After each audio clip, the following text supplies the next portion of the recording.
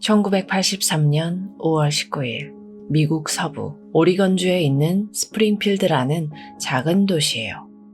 5월 중순이면 한국은 제법 따뜻하고 화창한 봄날이잖아요. 하지만 당시 이곳의 밤 공기는 달랐어요. 오리건 특유의 서늘하고 축축한 기운이 짙게 깔려 있었습니다. 가로등 불빛마저 흐릿하게 번질 정도로 자욱한 안개가 내려앉은 아주 고요하고 스산한 밤이었어요. 밤 10시 48분경 맥켄지 웰람의 병원 응급실 앞이었어요. 짙은 안개와 정적을 깨고 빨간색 승용차 한 대가 나타났죠. 보통 응급실에 위급한 환자를 싣고 오는 차들은 어떨까요? 굉장히 다급하게 거칠게 멈춰서기 마련입니다. 근데 이 차는 좀 이상했어요. 나중에 밝혀진 목격자들의 증언에 따르면 차의 속도가 시속 10km도 안 됐다고 해요. 그러니까 자전거보다도 느린 속도로 아주 천천히 미끄러지듯이 응급실 입구로 다가왔던 거죠. 전혀 다급해 보이지 않았습니다. 차 문이 열리고 운전석에서 27살의 다이앤 다운스가 내렸죠. 그녀의 왼쪽 팔에서는 피가 뚝뚝 떨어지고 있었고요. 총에 맞은 관통상이었죠. 그 모습을 본 의료진들이 다급하게 응급실 밖으로 뛰어나갔습니다. 근데 차에 다가간 의료진의 귀를 때린 건 고통에 찬 비명이나 살려달라는 울부짖음이 아니었어요. 열린 차문 사이로 엄청난 굉음이 쏟아져 나왔습니다. 당시 전 세계 라디오와 클럽을 휩쓸던 아주 신나는 댄스 팝송이 고막이 터질 듯한 엄청난 볼륨으로 차 안을 가득 채우고 있었어요. 심장을 쿵쿵 울리는 경쾌한 팝송 비트, 그리고 그 사이로 훅 끼쳐오는 짙은 피비린내와 화약 냄새. 이 기괴하고도 말도 안 되는 상황 앞에서 의료진은 차 뒷좌석을 확인하고 그만 그 자리에 얼어붙고 말았죠. 거기엔 핏빛으로 물든 3명의 어린아이들이 쓰러져 있었거든요. 7살의 둘째 딸 셰릴은 이미 숨을 거둔 상태였습니다. 8살의 첫째 딸 크리스티는 머리에 총을 맞아 심각한 뇌졸중 상태로 의식을 잃어가고 있었고요. 겨우 3살밖에 안 된 막내 데니 역시 총상으로 인해 가슴 아래에 하반신이 마비된 채 그 차가운 뒷좌석에 웅크려 있었습니다. 내 아이들의 숨이 눈앞에서 멎어가는 그 끔찍한 순간, 정상적인 부모라면 도대체 어떻게 반응할까요? 다리에 힘이 풀려 주저앉거나 의사의 옷자락이라도 붙잡고 제발 내 아이들 좀 살려달라고 미친 듯이 오열하는 게 너무나 당연한 본능일 거예요. 근데 다이앤의 모습은 뭔가 아주 많이 달랐습니다. 그녀는 소름 돋을 정도로 침착했어요. 아이들이 들것에 실려서 응급실로 급히 옮겨지는 그 아수라장 속에서 말이죠. 다이앤은 마치 거울을 보듯이 자기 머리카락을 가만히 매만졌습니다. 심지어 자신의 옷에 묻은 피를 손으로 무심하게 툭툭 털어내면서 매무새를 정돈하기까지 했어요. 결정적으로 그녀의 입에서 나온 한마디는 주변 사람들의 귀를 의심하게 만들었죠. 피투성이가 된 아이들의 안부를 묻는 게 아니었거든요. 다이앤은 총이 맞은 자기 팔뚝의 상처를 유심히 내려다보더니 의료진에게 이렇게 물어봐요. 저기요, 이 상처 때문에 흉터가 남으면 어쩌죠? 극도의 충격을 받으면 일시적으로 현실을 부정하게 된다지만 다이앤이 보여준 태도는 그런 종류의 혼란이 아니었어요. 철저하게 자기 자신만 신경 쓰는 지독하게 차가운 모습이었죠. 당시 현장에 있던 한 관계자는 이 기괴한 순간을 이렇게 회상했습니다. 아이들은 피범벅인데 엄마는 마치 영화 속의 주인공처럼 머리를 정리하면서 들어왔다. 모든 것이 끔찍한 묻지마 총격 사건의 피해자처럼 보였던 그 밤. 하지만 다이앤이 보여준 이 얼어붙은 태도는 곧 병원 사람들과 담당 수사관들의 마음에 아주 작고 서늘한 의심의 씨앗을 심게 됩니다. 도대체 저 좁은 차 안에서는 무슨 일이 있었던 걸까요? 사건 초기만 해도 경찰은 다이앤의 말을 굳게 믿고 싶었을 거예요. 아니, 믿을 수밖에 없었죠. 피투성이가 된 아이들을 싣고 온 데다가 본인도 팔에 총을 맞고 피를 흘리는 엄마를 처음부터 살인마로 의심하는 수사관은 없을 테니까요. 응급처치를 마친 다이앤은 곧바로 차가운 조명이 켜진 경찰서 취조실로 향했습니다. 당시 이 사건을 담당했던 더그 형사는 문을 열고 들어가기 전까지 아주 단단히 마음을 먹었다고 해요. 눈앞에서 자식을 잃은 끔찍한 충격 때문에 엄마가 실신을 하거나 미친 듯이 오열하게 뻔했으니까요. 근데 취조실 문을 열고 들어간 수사관들은 순간 당황합니다. 다이앤은 너무나도 담담하게 의자에 앉아 있었거든요. 눈물 한 방울 흘리지 않고 억양 하나 없는 아주 건조한 목소리로 그날 밤의 상황을 또박또박 설명했어요. 그녀의 주장은 이랬습니다. 밤 10시 반쯤 친구 집을 나와서 아이들을 태우고 집으로 돌아가는 길이었다고 해요. 그녀가 달리던 올드 모호크 로드는 가로등도 거의 없는 아주 외진 시골길이거든요. 근데 어둠 속에서 갑자기 누군가 차를 세우라며 손을 마구 흔들더라는 겁니다. 덥수룩한 갈색 머리에 수염이 난 낯선 남자였어요. 다이앤은 그 남자가 도움이 필요한 줄 알고 차를 세웠다고 진술했죠.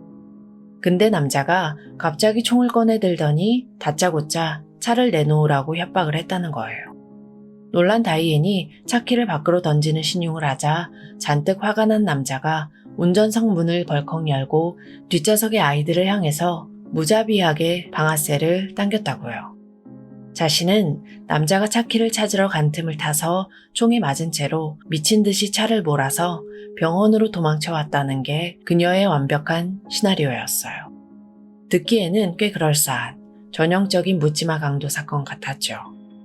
하지만 형사들이 현장에 남겨진 과학적인 증거들을 하나 둘씩 맞춰보기 시작하자 이 완벽해 보이던 피해자의 진술이 기괴하게 어긋나기 시작합니다. 다이앤은 경찰에게 이렇게 말했었죠. 아이들이 총에 맞자마자 엑셀을 끝까지 밟아서 엄청난 속도로 병원으로 질주했다. 라고요. 근데 사건 당일 밤 그 도로를 지나던 다른 운전자들이 경찰에게 들려준 이야기는 완전히 달랐습니다. 빨간색 차가 아주 천천히 굴러가듯이 지나갔다. 라고요. 목격자들이 공통으로 추정한 다이앤의 차의 속도는 우리에게 익숙한 킬로미터로 환산을 하면 시속 8에서 11km로 아주 느린 속도예요. 자전거는커녕 어른이 가볍게 조깅하는 것보다 느린 거죠. 한번 상상을 해보세요. 뒷좌석에서는 내 아이들이 피를 흘리면서 죽어가고 있는데 구조를 요청하기 위해서 비상등을 켜거나 미친 듯이 경적을 울리기는커녕 마치 한가롭게 심야 드라이브를 즐기듯이 시속 10km로 천천히 차를 몰았던 거예요. 수사관들은 이 목격담을 듣고 확신할 수밖에 없었어요. 그녀는 아이들을 살리기 위해서 병원으로 달려간 게 아니라 오히려 아이들의 숨이 완전히 끊어지기를 기다리면서 고의로 시간을 끌고 있었다는 걸요. 경찰의 수사망은 이제 그 덥수룩한 머리의 유령이 아니라 바로 친엄마 다이앤을 정조준하게 된 거죠. 경찰은 곧바로 오리건주 코티지 그로브에 있는 다이앤의 집을 압수수색합니다. 그리고 거기서 빼도 박도 못할 결정적인 증거를 찾아냈죠. 집구석에서 아직 한 번도 쏘지 않은 22구경 탄환들이 발견됐거든요. 감식반이 이 탄환들을 정밀 분석해봤습니다. 총알이 장전될 때 금속에 긁히면서 생기는 아주 미세한 자국이 남는데 집에서 나온 탄환의 자국이 아이들에서 몸에서 빼낸 살인 무기의 흔적과 현미경으로 들여다본 것처럼 완벽하게 일치했어요.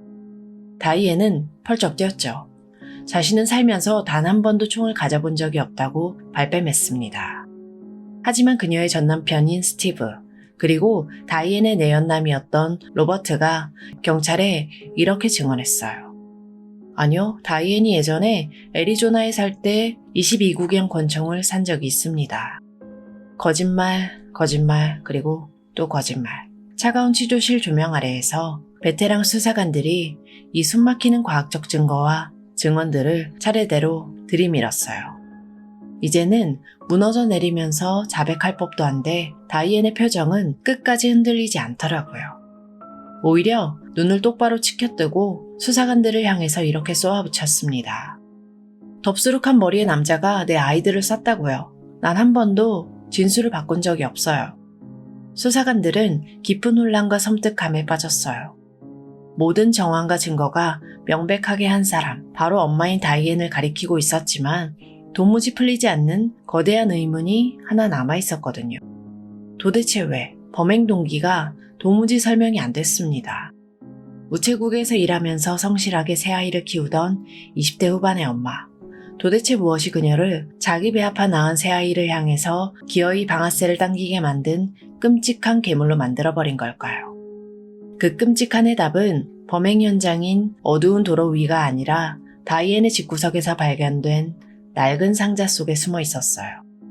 다이앤의 집을 압수수색하던 형사들이 그 상자 안에서 다이앤이 직접 쓴 수십 건의 일기장과 편지 뭉치를 찾아냈거든요. 보통 새 아이를 키우는 20대 엄마의 일기장이라면 어떨까요? 아이들이 처음 걸음마를 뗀 날이라던가 소소한 가족의 일상 같은 게 적혀 있어야 정상일 텐데요. 하지만 다이앤의 일기장에는 아이들에 대한 애정이나 모성애라고는 단 한 줄도 찾아볼 수 없었어요. 대신 그 빽빽한 페이지들을 가득 채우고 있었던 건 오직 한 남자를 향한 끈적하고 병적인 집착이었죠. 그 남자의 이름은 로버트. 과거 다이앤이 애리조나주에 살 때 우체국에서 함께 일했던 직장 동료였어요. 문제는 이 로버트가 이미 가정이 있는 유부남이었다는 사실이에요. 하지만 다이앤은 그런 건 전혀 아랑곳하지 않고 그와 은밀한 불륜관계를 맺기 시작한 거죠. 사실 다이앤의 뒤틀린 애정관과 심각한 모성의 결핍은 하루아침에 생긴 게 아니었어요. 그녀의 과거 기록과 주변 사람들의 증언을 들여다보면 정말 등골이 서늘해지는 징후들이 곳곳에 숨어 있었습니다. 다이앤은 1980년에 전 남편인 스티브와 이혼을 했는데요. 이혼의 결정적인 사유가 바로 셋째 아이 데니였습니다. 당시 남편 스티브는 이미 정관 수술을 한 상태였는데 다이앤이 데니를 임신해버렸고 알고 보니까 스티브가 아닌 마크라는 다른 외도 상대와의 사이에서 낳은 아이였던 거죠. 전 남편 스티브는 훗날 경찰 조사에서 아주 충격적인 이야기를 털어놨습니다. 다이앤은 평소에도 아이들을 마치 쓰레기처럼 대했고 엄마로서의 본능 자체가 아예 없는 사람 같았다고요. 가장 끔찍했던 일화가 하나 있었는데요. 어느 날 7살 난 둘째 딸 셰릴이 침대 위에서 방방 뛰면서 장난을 쳤대요. 스티브가 그러면 안 된다고 훈육을 하려고 아이를 가만히 앉혀놨는데 어린 셰릴이 아주 덤덤한 표정으로 올려다보면서 이렇게 물어봤다는 거예요. 아빠, 여기에 총 있어요? 저 그냥 죽고 싶어요. 엄마가 그러는데 제가 너무 나쁜 아이라서 그렇대요. 자신을 향한 엄마의 정서적 학대 때문에 7살짜리 아이 입에서 죽고 싶다는 말이 아무렇지 않게 나왔던 거예요. 이뿐만이 아니에요. 다이앤은 1982년에 다른 부부의 아이를 대신 낳아주는 대리모 출산을 시도했었는데요. 놀랍게도 병원에서 실시한 정신감정에서 연거푸 2번이나 탈락하고 말았죠. 의사들이 그녀에게서 위험한 정신병적 징후, 즉 사이코시스를 발견했기 때문이었어요. 자신의 몸과 새 생명을 그저 돈을 버는 도구나 수단으로만 여기는 아주 위험한 상태였던 겁니다. 자, 다시 로버트의 이야기로 돌아와 볼게요.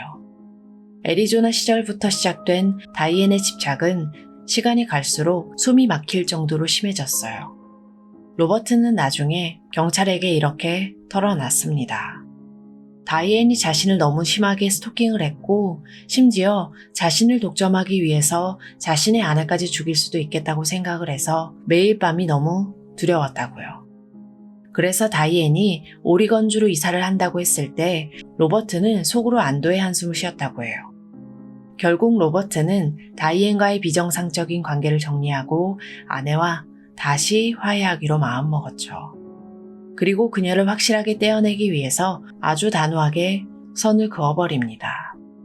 바로 이때 로버트가 다이앤에게 던진 한마디가 돌이킬 수 없는 끔찍한 비극의 불씨가 된 거예요. 로버트는 그녀에게 이렇게 말했습니다. 나는 내 인생에 아이들이 있는 게 싫어. 아이가 딸린 여자는 너무 부담스러워. 보통의 엄마라면 내가 사랑하는 남자가 내 아이들을 짐스럽게 여긴다는 걸 알았을 때 어떻게 할까요? 그 남자에게 크게 실망해서 돌아서거나 상처받은 마음을 추스리면서 아이들을 더 껴안아주는 게 상식적인 반응이에요. 근데 철저하게 자기애로 똘똘 뭉쳐있던 다이앤의 머릿속에서는 이 말도 안 되는 상황이 아주 기괴한 논리로 재조립되기 시작한 거죠. 로버트가 나를 밀어내는 건 내가 싫어서가 아니야. 내 옆에 있는 저 3명의 아이들 때문이지. 그렇다면 저 아이들만 내 인생에서 영원히 사라져준다면 로버트는 분명히 다시 나를 사랑해줄 거야. 자신의 새로운 행복을 쟁취하기 위해서 배 아파 낳은 생명들을 그저 치워버려야 할 방해물로 규정을 해버린 거예요. 이건 도덕적인 결함을 넘어서 타인에 대한 공감 능력이 완전히 메말라버린 소시오패스적인 사고방식이었죠. 그리고 이 끔찍한 가설은 사건 당일 병원에서 다이앤이 보인 행동을 보면 확실히 알 수가 있습니다. 응급실에 피투성이가 된 아이들을 눕혀놓고 다이앤이 가장 먼저 한 일이 뭐였냐면 그녀는 곧바로 병원 복도에 있는 공중전화로 달려가서 애리조나에 있는 로버트에게 전화를 걸었어요. 경찰의 수사 기록에 따르면 그녀는 진심으로 이렇게 믿고 있었다고 해요. 자신이 끔찍한 괴한에게 총격 피해를 입고 불쌍하게 아이들마저 잃게 되면 로버트가 동정심을 느껴서 다시 자기 곁으로 돌아와 줄 거라고 말이죠. 그녀에게 아이들은 축복도 사랑의 결실도 아니었습니다. 그저 자신의 새로운 로맨스를 가로막는 무거운 짐이자 남자의 마음을 돌리기 위해서 마음대로 처분해도 되는 완벽한 소품에 불과했던 거예요. 그리고 1983년 5월 19일의 그 어두운 밤, 다이앤은 마침내 그 거추장스러운 방해물들을 아주 영원히 치워버리기로 결심합니다. 자신의 차 뒷좌석에 아무것도 모르는 새 아이를 태운 채로요. 그녀는 스스로 아주 완벽한 피해자 시나리오를 짰다고 굳게 믿었겠지만 끈질긴 수사관들의 추적을 피할 수는 없었죠. 결국 다이앤은 사건 발생 9개월 만인 1984년 2월 28일 살인 및 살인 미수 혐의로 체포되고 맙니다. 그리고 1984년 늦봄 오리건주 법원에서 세상을 발칵 뒤집어 놓는 세계의 재판이 열리게 돼요. 당시 법정 안의 공기는 그야말로 숨이 막힐 듯 무거웠다고 해요.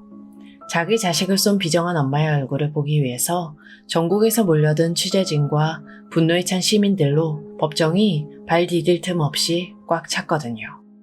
검찰이 찾아낸 혈흔이나 탄환 자국 같은 과학적 증거들도 이미 빼도 박도 못할 만큼 강력하긴 했습니다. 근데 이 재판에는 그 모든 걸 뛰어넘는 아주 결정적이고 가슴 아픈 스모킹 건이 하나 기다리고 있었어요. 바로 기적적으로 목숨을 건진 첫째 딸, 8살의 크리스티 다운스였어요. 사건 당일 머리에 총을 맞았던 크리스티는 심각한 뇌졸중 후유증을 앓고 있었습니다. 한쪽 몸을 제대로 가눌 수조차 없어서 아주 작은 휠체어에 의지한 채 법정에 나타났죠. 게다가 그날 밤의 끔찍한 충격 때문에 오랫동안 말을 하지 못하는 실어증까지 앓고 있었어요. 근데 재판이 다가오면서 이 작은 아이가 기적적으로 다시 말문을 열기 시작한 거예요. 법정 전체가 쥐죽은 듯이 고요해진 가운데 증인석에 앉은 크리스티가 아주 힘겹게 입을 열었습니다. 검사가 조심스럽게 다가가서 물었죠.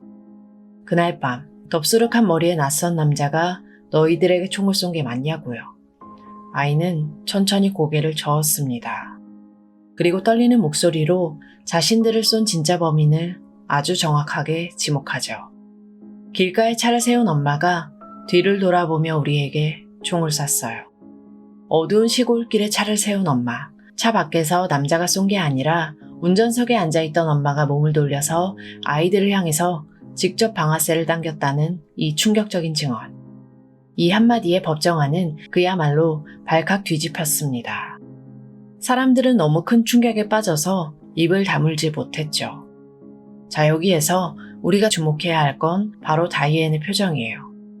만약 억울하게 누명을 쓴 엄마라면 내 딸이 나를 살인범으로 지목하는 그 순간 어떻게 반응을 할까요?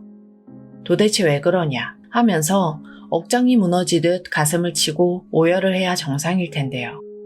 다이앤은 전혀 그렇지 않았습니다.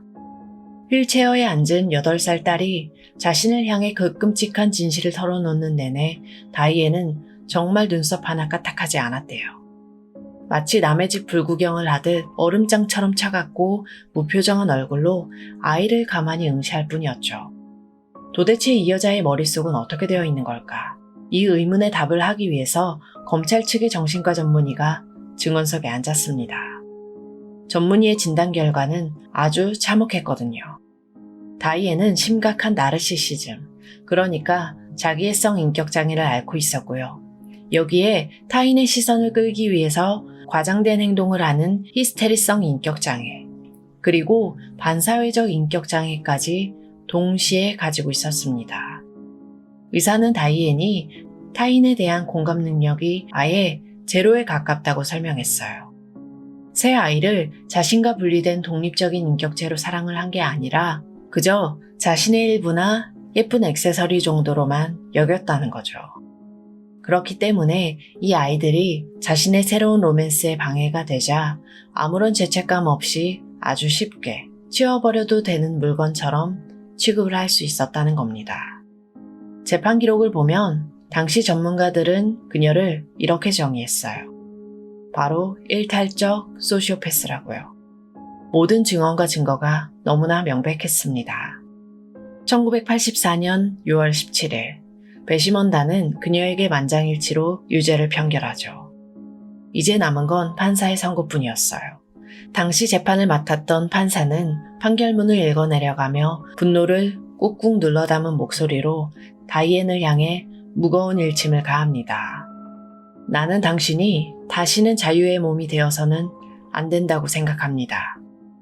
결과는 1급 살인 1건과 살인 미수 2건에 대해서 무기징역, 그리고 거기에 50년형이 더 추가된 아주 강력한 연속 선고였어요. 당시 오리건주 법에 따라서 그녀는 위험한 범죄자로 분류됐고요. 적어도 25년 동안은 가석방 심사조차 받을 수 없는 무거운 형벌이었어요. 판사는 그녀가 살아서 감옥 밖을 나가는 일이 없도록 법이 허용하는 가장 튼튼한 자물쇠를 채워버린 거예요. 드디어 법정이 그녀에게 합당한 정의를 내렸습니다. 평생을 차가운 철창 안에서 죗값을 치르는 일만 남은 것처럼 보였죠.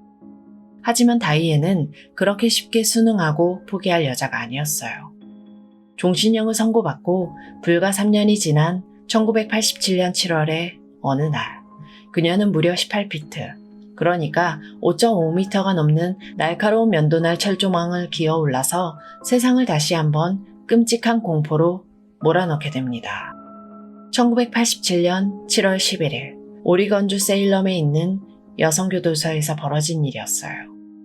다이앤이 감옥 담장을 넘어서 탈출을 해버린 거예요. 당시 오리건주 전체는 그야말로 발칵 뒤집혔습니다. 자기 배 아파 낳은 자식들마저 눈 하나 깜짝 안 하고 쏴버린 냉혈한 살인마가 어디서 뭘 하고 있을지 모른 채 거리를 활보하고 있었으니까요. 경찰은 즉각 무장병력을 배치했고 무려 14개주에 걸쳐서 경찰을 쫙 깔고 대대적인 지명수배를 내렸습니다. 근데 이 끔찍한 탈옥 소식에 가장 극심한 공포에 떨어했던 사람들이 누구일까요? 바로 살아남은 두 아이, 크리스와 데니였습니다. 사건 이후에 이 가엾은 아이들은 다행히도 아주 따뜻한 새 가정을 찾았거든요. 놀랍게도 아이들의 손을 잡아준 사람은 엄마 다이앤을 법정에 세우고 감옥에 집어넣었던 수석검사 프레드와 그의 아내 조앤이었죠. 재판 내내 휠체어에 앉아서 힘겹게 증언하던 아이들의 모습에 너무나 마음이 아팠던 프레드 검사는 사건 직후 아이들을 정성껏 돌봤고 결국 1986년에 이 두 아이를 자신의 법적 자녀로 정식으로 입양하게 돼요. 친엄마는 자신의 새로운 사랑을 위해서 아이들을 무참히 쏴버렸는데 그 잔혹한 엄마를 단죄한 검사가 오히려 그 아이들의 가족이 되어준 거예요. 하지만 다이앤이 탈옥했다는 소식이 전해지자 이 평화롭던 가정은 매일 밤 끔찍한 악몽에 시달려야 했어요. 다이앤이 갇혀있던 세일런 교도소에서 프레드 검사의 집이 있는 스프링필드까지는 차로 1시간 남짓한 아주 가까운 거리였거든요. 경찰과 프레드 검사는 다이앤이 양심을 품고 언제든 아이들을 찾아와서 해코지할지도 모른다는 생각에 그녀가 도주해 있던 열흘 동안 24시간 내내 집 주변을 빈틈없이 지켜야 됐어요. 어린 크리스티와 데니는 밤마다 창밖의 작은 소리에도 소스라치게 놀라면서 혹시라도 엄마가 창문을 깨고 들어올까봐 숨을 죽인 채 공포에 떨어야만 했죠. 다행히 탈옥 10일 만에 14개 줄을 발칵 뒤집어 놨던 다이앤은 경찰에 다시 붙잡히게 돼요. 이 사건으로 그녀는 5년의 형량을 추가로 선고받았습니다. 프레드 검사는 주 정부에 아주 강력하게 항의했어요. 저 여자가 오리건주에 남아있는 한 우리 아이들은 단 하루도 두 발 뻗고 잘 수 없다 라고요. 결국 주 정부도 그 심각성을 100% 인정했고요. 탈옥 방지 시스템이 더 강화되었음에도 불구하고 다이앤을 오리건에서 아주 멀리 떨어진 뉴저지주의 교도소로 완전히 이감을 시켜버려요. 근데 여기에서 우리가 짚고 넘어가야 할 아주 소름 돋는 사실이 하나 더 있어요. 바로 이 비극적인 이야기 속에 꽁꽁 숨겨져 있던 넷째 아이의 존재입니다. 사실 다이앤은 1984년 경찰에 체포되기 직전에 또 다른 남자와의 사이에서 아이를 임신한 상태였어요. 볼록해진 배를 안고 재판을 받았던 그녀는 유죄 판결이 나고 한 달 뒤에 감옥 안에서 딸 에이미를 출산했죠. 하지만 오리건주 당국은 다이앤이 최종 선고를 받기 열흘 전에 아이를 강제로 분리해서 곧바로 다른 가정에 입양을 보냈습니다. 그렇게 레베카라는 새 이름으로 자라난 이 넷째 딸은 훗날 성인이 된 후 미국의 유명 방송인 오프라 윈프리 쇼와 ABC 방송의 2020 등에 출연해서 자신의 뼈아픈 심경을 밝혔는데요. 어릴 적엔 친엄마에 대한 호기심 때문에 감옥으로 편지를 주고받기도 했지만 사건의 끔찍한 진실을 모두 알게 된 후에는 연락을 완전히 끊어버렸다고 해요. 2020년에는 자신의 생부를 찾는 과정을 다룬 팟캐스트에 출연하기도 했던 레베카는 과거 방송에서 친엄마 다이앤을 아주 단호하게 이렇게 표현했어요. 그녀는 사람이 아닙니다. 그저 괴물일 뿐이에요. 시간이 흘러서 다이앤은 캘리포니아에 있는 교도소로 한 번 더 이감됐어요. 그 안에서 일반학 준학사 학위까지 따면서 아주 뻔뻔하게 자신만의 삶을 살아가고 있었죠. 그리고 2008년, 복역한 지 25년이 지나면서 드디어 그녀에게 첫 가석방 심사 자격이 주어졌습니다. 하지만 결과는 아주 단칼에 거부였어요. 당시 사건을 맡았던 검사는 가석방위원회에 이런 편지를 보냈거든요. 다이앤은 자신의 끔찍한 범행에 대해서 단 한 번도 진실한 반성을 한 적이 없습니다. 심지어 범인이 덥수룩한 머리의 남자라더니 스키 마스크를 쓴 2명의 남자라느니 마약상이라느니 부패한 경찰관이라느니 매번 새로운 거짓말과 서사를 지어내고 있습니다. 위원회도 바보가 아니었죠. 2008년, 2010년, 그리고 2020년까지 그녀의 가석방 신청은 번번이 기각됐어요.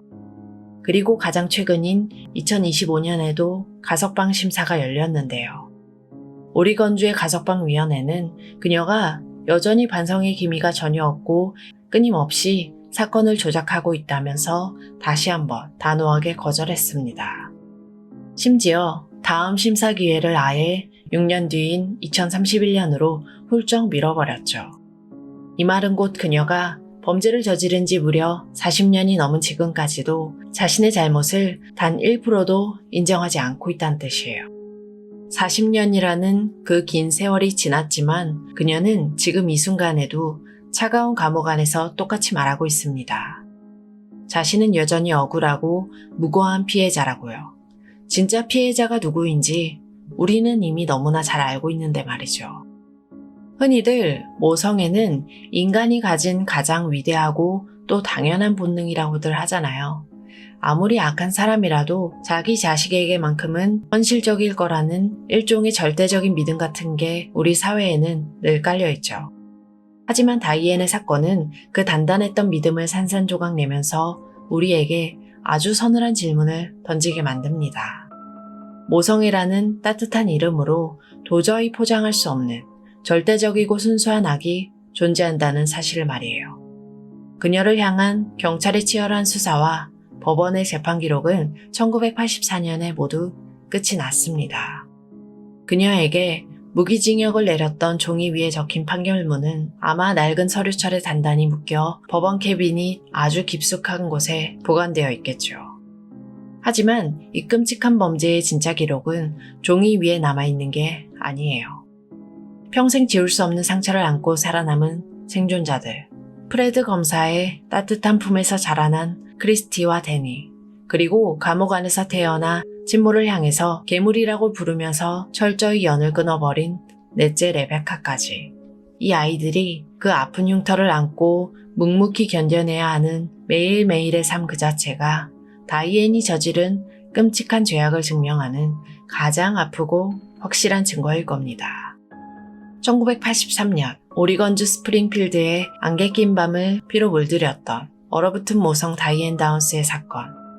오늘 이야기는 여기까지입니다. 안타깝게 희생당한 피해자분의 명복을 빌겠습니다. 지금까지 고요한 밤이었습니다.